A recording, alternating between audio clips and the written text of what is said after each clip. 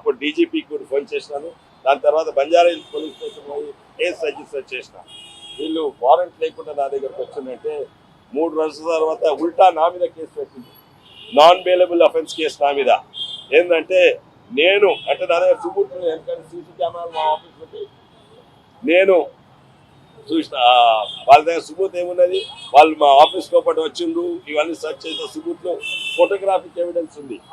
అయితే ఉల్టా నా మీద కేసు పెట్టింది ఏంటంటే నేను ఆ 2 పోలీసు వాళ్ళను రోడ్ల మీద కొట్టిందంట, వాళ్ళ బట్టలు చింపిందంట, నేను ఒక్కరిని నా కండబలంతో 2 పోలీసు వాళ్ళను నా ఆఫీస్లో గుంజుకొచ్చిందంట, అందుకే వాళ్ళు నా ఆఫీస్ ఉన్నట్టు.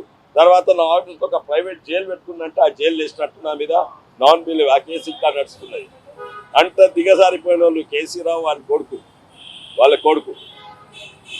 అయితే ఇవన్నీ కూడా కేసెస్ ఇంకా నడుస్తున్నాయి నా మీద.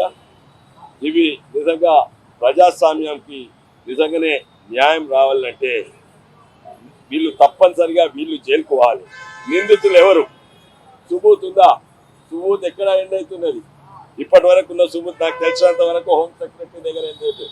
అది హోమ్ సెక్రటరీ నుంచి ప్రభాకర్ రావు కనెక్షన్. ఆ సుబూత్ ఎక్కడ తీసుకొస్తారు? ఇన్వెస్టిగేషన్ చేయాలి. వీళ్ళతో సాధ్యం కాకుండా వేరే కేంద్ర ఏజెన్సీస్ ఇన్వాల్వ్ చేయాలి.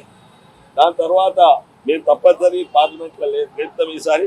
ఎట్లా ఎంపీల ఫోన్ ట్యాపింగ్ ఎస్పెషల్లీ అది కూడా ప్రాపర్ సుబూతుగానే చేయవచ్చు. ఎంపీలకు ప్రత్యేకంగా 2019లో నేను ఎంపీ ఉన్నట్టు నేను ట్యాప్ చేసినప్పుడు